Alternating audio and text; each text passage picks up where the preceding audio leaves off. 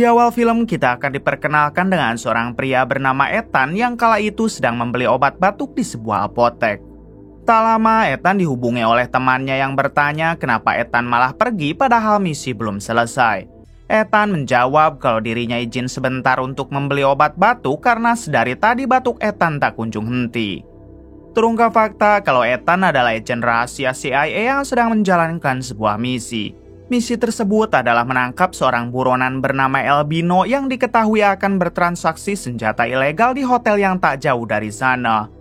Setelah mendapatkan obat batuknya, Ethan segera kembali ke hotel untuk melanjutkan misi, yaitu menangkap Albino. Tak berselang lama, terlihat Albino yang datang dengan beberapa anak buahnya.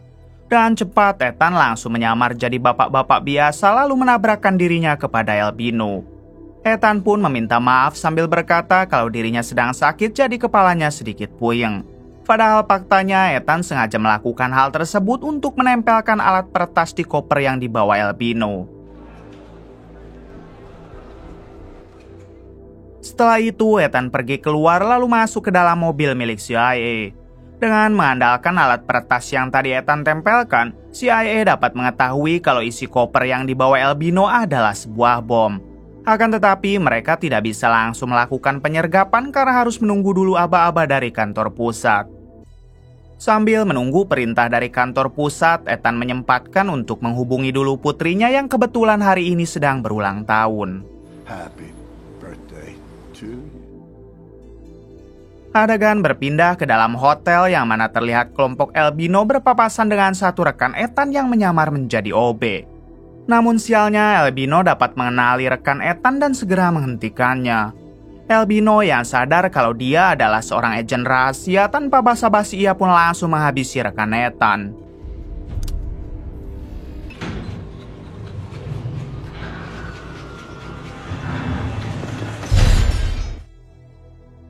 Dari sini Albino menyadari kalau kehadirannya tengah diawasi oleh CIA. Hingga ia pun segera memerintahkan pasukan untuk bersiap karena perang akan segera dimulai. Kembali kepada Ethan yang masih menghubungi putrinya menggunakan telepon umum yang tak jauh dari hotel. Di waktu yang sama, Ethan melihat semua timnya keluar dari mobil sambil memberi kode agar Ethan cepat bersiap. Namun dengan santai, Ethan malah menyanyikan dulu lagu ulang tahun untuk putrinya, lalu inilah yang terjadi. Di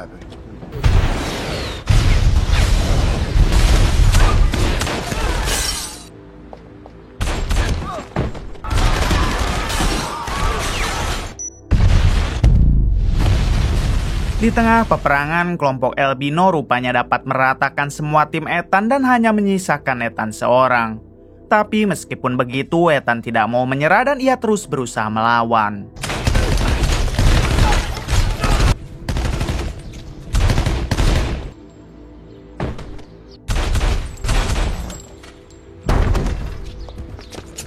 Sampai di suatu kesempatan, Ethan melihat Albino yang hendak kabur ke lahan kosong dan Ethan pun segera mengejar.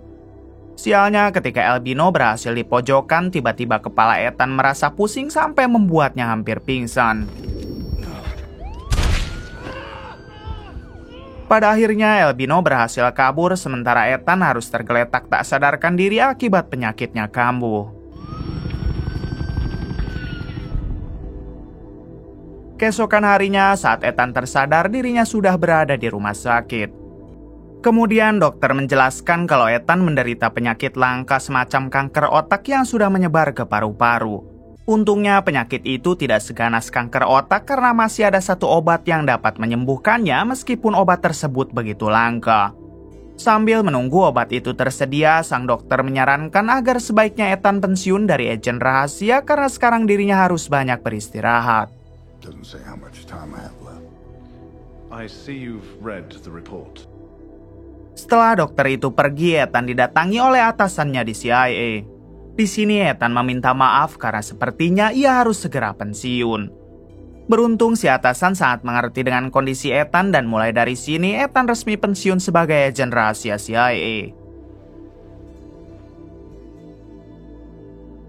Beberapa hari kemudian terlihat Ethan yang sudah diperbolehkan pulang dari rumah sakit walaupun sampai sekarang obat untuk penyakitnya itu belum bisa didapatkan.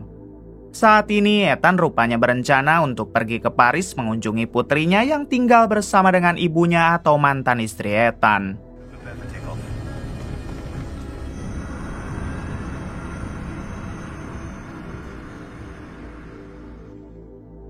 Singkat cerita, Ethan telah sampai di Paris dan ia langsung menghubungi mantan istrinya untuk meminta bertemu. Sayangnya si mantan istri sedang sangat sibuk jadi ia tidak bisa menemui Ethan pada siang ini. Pada akhirnya mereka janjian untuk bertemu nanti sore saja setelah si mantan istri menyelesaikan semua pekerjaannya.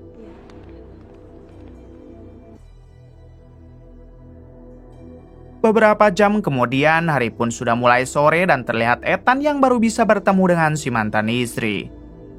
Di sini Ethan mengatakan kalau dirinya sudah pensiun dari agen rahasia sedangkan tujuan Ethan datang ke Paris yaitu ingin menemui putri mereka sebab Ethan sudah lama sekali tidak bertemu. Alhasil si mantan istri pun membawa Ethan ke rumah karena di sana mereka bisa mengobrol santai. You wanna see her too? Yes. Setibanya di rumah, si mantan istri memberitahu kalau putri mereka belum pulang sekolah karena mengikuti les terlebih dahulu. Kemudian si mantan istri bertanya apakah Ethan sudah menikah lagi. Ethan menjawab tidak dan ia sama sekali tidak punya niatan untuk hal itu. Lalu Ethan balik bertanya apakah si mantan istri sudah mempunyai suami baru. Si mantan istri juga menjawab belum karena selama ini ia selalu disibukkan dengan pekerjaannya. Tak berselang lama, si mantan istri mengajak Ethan untuk menjemput putri mereka di sekolah. Better than before. Sesampainya di sekolah, ini dia putri Ethan yang diketahui bernama Joy. Terlihat Joy yang begitu dingin kepada Ethan mengingat sudah 5 tahun mereka tidak pernah bertemu dan hanya berkomunikasi lewat telepon saja. Untungnya Ethan dapat memaklumi sikap Joy dan ia pun tidak mempermasalahkannya.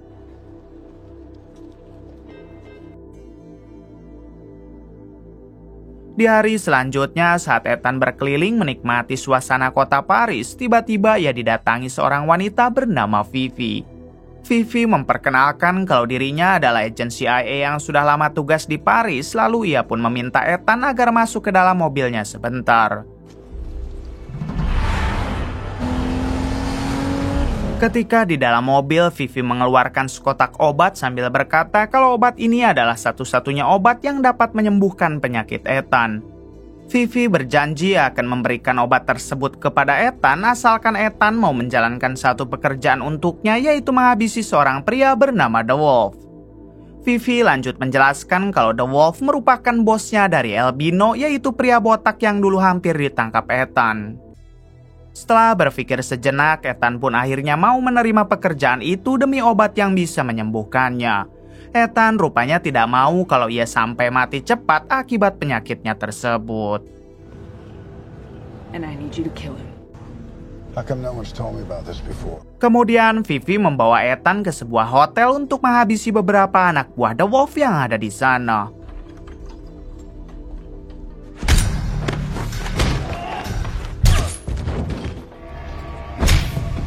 Hanya dalam hitungan detik, Ethan dapat menghabisi mereka semua. Lalu sebagai rasa terima kasih, Vivi memberikan Ethan satu suntikan obat dulu dan setelah Ethan dapat menghabisi The Wolf, ia akan memberikan semua obat itu. Take it or leave it. Singkatnya, Vivi mengantarkan Ethan ke rumah si mantan istri karena mereka akan melanjutkan misi pada besok lagi. Setibanya di rumah, si mantan istri sempat bertanya kemanakah Ethan sampai pulang semalam ini. Ethan beralasan kalau dirinya sudah berobat dari dokter karena akhir-akhir ini ia sering merasa pusing. Untungnya si mantan istri percaya lalu meminta Ethan agar segera beristirahat. Then go.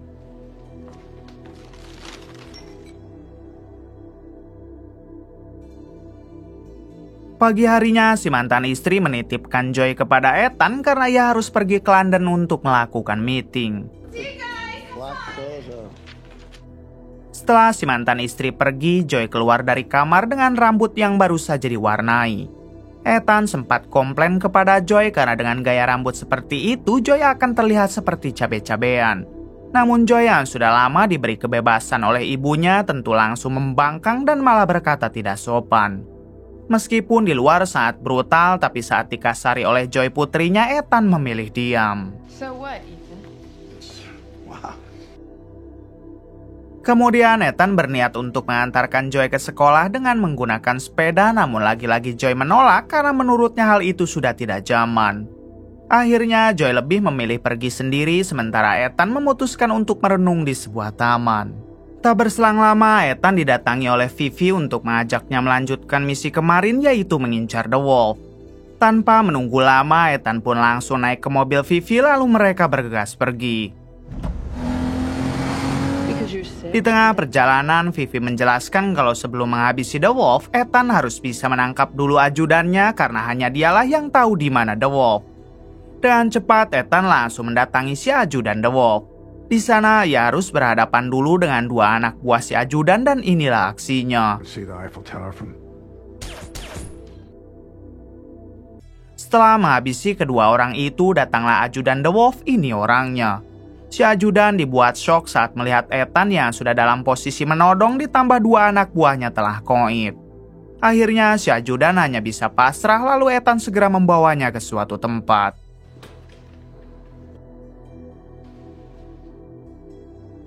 Sesampainya di tempat yang dituju, Ethan mengikat kaki dan tangan si ajudan lalu mulai bertanya di mana keberadaan The Wolf.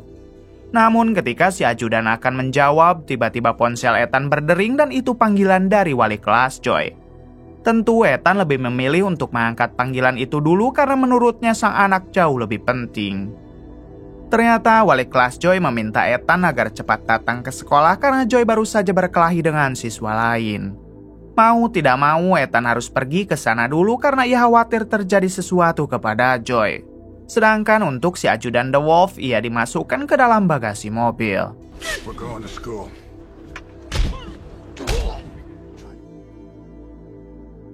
Setibanya di sana, wali kelas menjelaskan kalau Joy telah menghajar satu teman laki-lakinya. Hingga wali kelas meminta Ethan agar lebih giat lagi mendidik Joy supaya kelakuannya tidak seperti begundal. Meskipun putrinya sudah jelas salah, namun Ethan tetap membela dengan mengatakan beruntung lelaki yang dipukul Joy tidak sampai masuk ke rumah sakit. Setelah keluar dari ruangan itu, Ethan malah mengajari Joy cara memukul yang baik dan juga benar. Ethan ternyata sangat bangga karena Joy tidak menjadi wanita cengeng seperti pada umumnya. Howdy, you stuck up for your friend. 30 menit kemudian setelah Ethan mengantarkan Joy pulang, ia membuka bagasi mobil lalu berniat untuk melanjutkan menginterogasi ajudan The Wolf. Namun baru saja interogasi itu akan dimulai, lagi-lagi ponsel Ethan berdering dan yang menghubunginya adalah Joy. Dalam panggilan itu, Joy mengajak Ethan untuk main ke pameran mumpung Ethan sedang membawa mobil. Ethan yang tidak bisa menolak permintaan Joy, ia pun langsung membebaskan si ajudan lalu pergi ke rumah untuk menjemput Joy.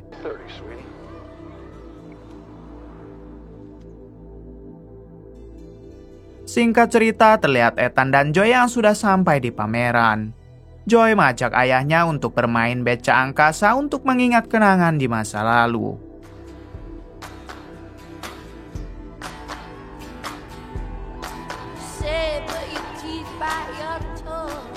Selesai dari pameran, Ethan mengajak Joy untuk makan dulu karena perutnya sudah keroncongan.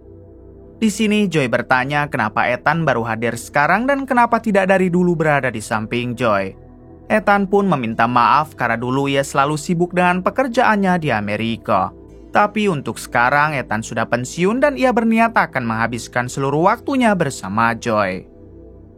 Kemudian Joy meminta izin karena nanti malam ia harus menginap di rumah temannya untuk menyelesaikan tugas dari sekolah. Ethan yang tidak ingin membuat Joy kecewa lagi, ia pun memberi izin. We make dinner and watch him tonight. Yeah. Selang beberapa saat, terlihat Ethan yang sedang membeli kebutuhan pokok di supermarket seorang diri. Namun tiba-tiba ia diserang oleh satu orang tak dikenal hingga terjadilah aksi baku hantam.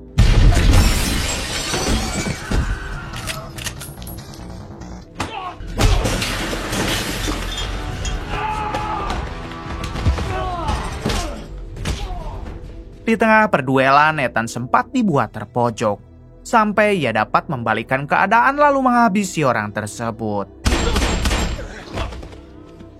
Ethan tidak mengerti kenapa orang tadi sampai menyerangnya, namun ia yakin kalau orang tersebut pasti suruhan musuh Ethan di masa lalu. Sore harinya, tepat jam 6 maghrib, Ethan sampai ke rumah dan langsung membersihkan diri.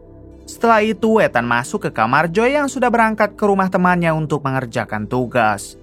Di sini tak sengaja Ethan menemukan laptop Joy dan ia merasa aneh karena seharusnya laptop itu dibawa untuk mengerjakan tugas.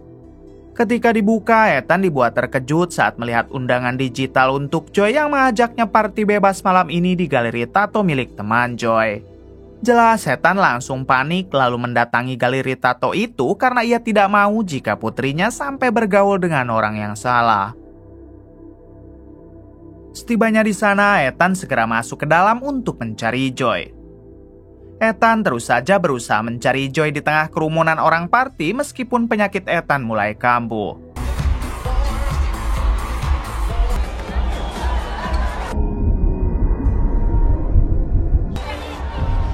Sedangkan untuk Joy sendiri, ternyata ia dibawa oleh 3 teman lelakinya yang mabuk ke dalam toilet untuk dianu-anu. Kembali kepada Ethan yang memutuskan untuk pergi ke toilet dulu karena sakit di kepalanya semakin menjadi. Hingga ketika Ethan tiba di pintu toilet, ia pun mendengar suara teriakan Joy. Dan cepat Ethan langsung masuk ke dalam lalu menghajar ketiga pria yang akan menganu-anu putrinya.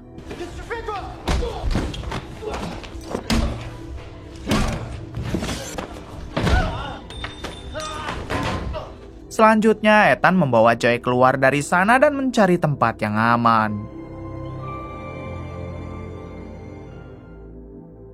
Pagi harinya, terlihat Joy yang baru bangun di sebuah bebangkuan akibat semalam mabuk terlalu banyak. Ethan sendiri sampai rela tidak tidur demi menjaga putrinya itu karena ia tak sanggup jika harus menggendongnya sampai ke rumah. Di sini, Ethan bertanya kenapa Joy membohongi dirinya.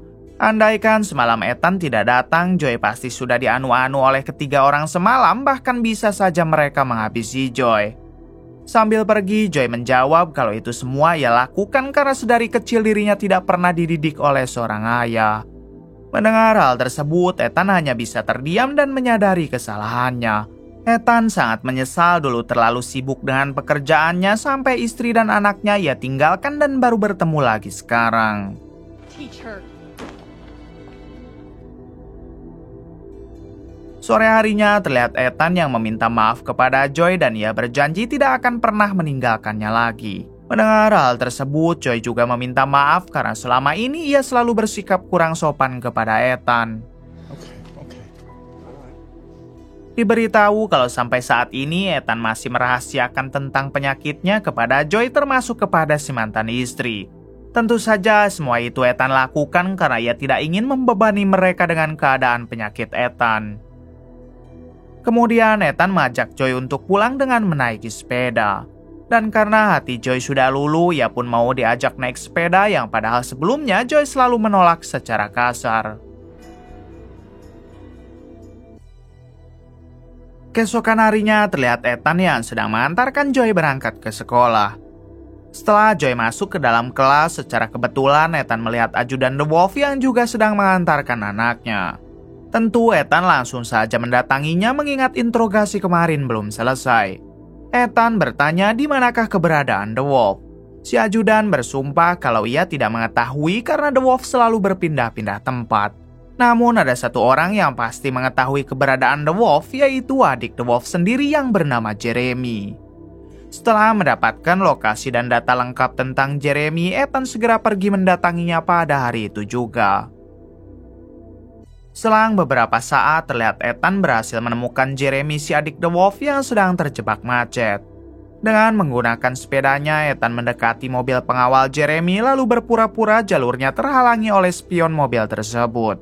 Padahal Ethan sedang menempelkan bom lalu ia pun menembakkan gas air mata ke dalam mobil Jeremy dan inilah aksinya.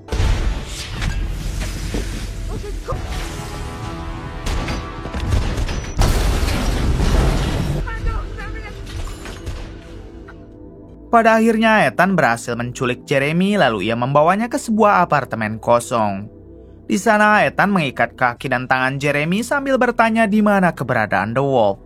Awalnya, Jeremy tidak mau memberitahu, namun setelah Ethan mengancam akan menghabisinya, akhirnya Jeremy mengatakan kalau The Wolf sedang berada di Amerika. Namun pada besok hari, The Wolf akan tiba di Perancis untuk melakukan pertemuan di Hotel Bintang 5 yang ada di tengah kota Paris. Setelah mendapatkan informasi tersebut, Ethan langsung pergi meninggalkan Jeremy begitu saja. Malam harinya, Ethan mendatangi Vivi, si agen CIA, untuk memberitahu kalau ia sudah berhasil menemukan lokasi The Wolf. Ethan berencana akan menghabisi The Wolf besok pagi dan apakah Vivi mau ikut turun. Vivi menjawab tidak karena besok ia ada urusan lain. Vivi hanya berpesan agar Ethan langsung menghabisi The Wolf dan jangan sampai mengampuninya. Lalu agar Ethan bersemangat, Vivi memberikan lagi 1 suntikan obat penyakit Ethan dan setelah pekerjaannya selesai nanti baru ia akan memberikan semua obat tersebut. Good time in Paris, aren't you? Shoes, everything. Let's go. Di hari berikutnya terlihat Ethan yang mulai mendatangi Hotel Bintang 5 untuk memburu The Wolf. Belum juga turun dari mobil, Ethan melihat The Wolf yang baru keluar dari hotel lalu hendak pergi menggunakan mobil. Tentu Ethan langsung mengikuti mobil The Wolf dari belakang. Di dalam mobil itu, The Wolf disupiri oleh si ajudan dan dikawal oleh Albino beserta 1 temannya. Tak lama, Ethan menabrak belakang mobil The Wolf lalu terjadilah aksi kejar-kejaran dan tembak-tembakan.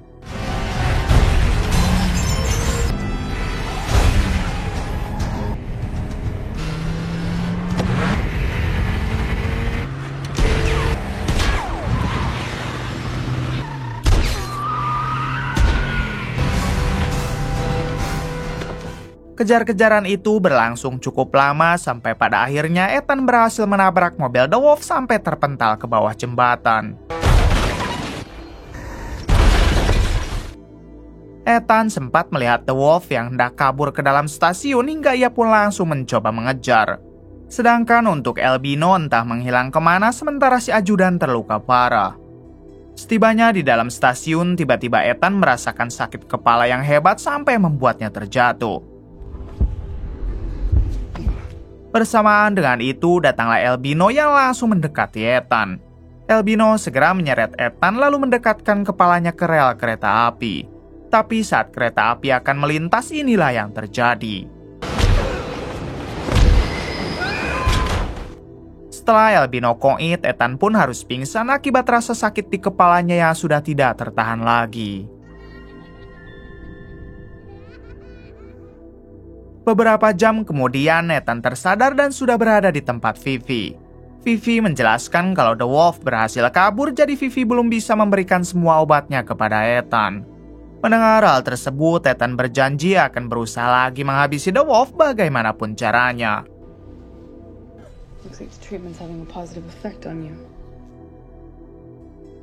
Keesokan harinya, Ethan diajak pergi ke pesta oleh Joy karena salah satu temannya ada yang berulang tahun.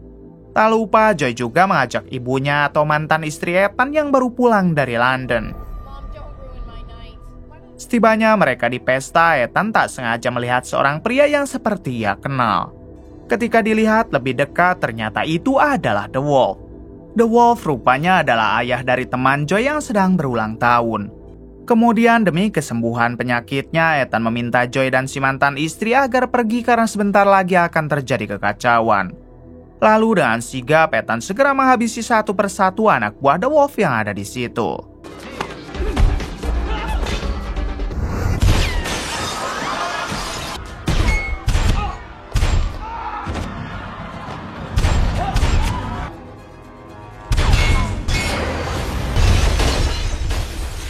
Setelah berhasil menghabisi semua anak buah The Wolf, kini yang tersisa hanya The Wolf seorang.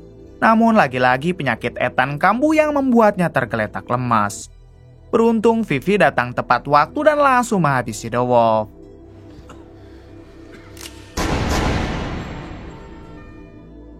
Sebelum pergi, Vivi berterima kasih karena Ethan telah mau membantu. Vivi juga menepati janjinya, yaitu memberikan semua obat untuk penyakit Ethan. 2 minggu kemudian terlihat Ethan yang sedang bermain di tepi pantai bersama dengan Joy dan juga si mantan istri. Sepertinya Ethan dan si mantan istri masih saling mencintai hingga mereka berencana untuk kembali rujuk. Terlihat juga Ethan yang semakin sehat semenjak mengonsumsi obat pemberian dari Vivi si agen CIA. Kemudian film pun tamat. Bagaimana menurut kalian? Oke, terima kasih yang sudah menonton sampai akhir. Mohon maaf bila banyak kesalahan. Salam dari Bray Movie.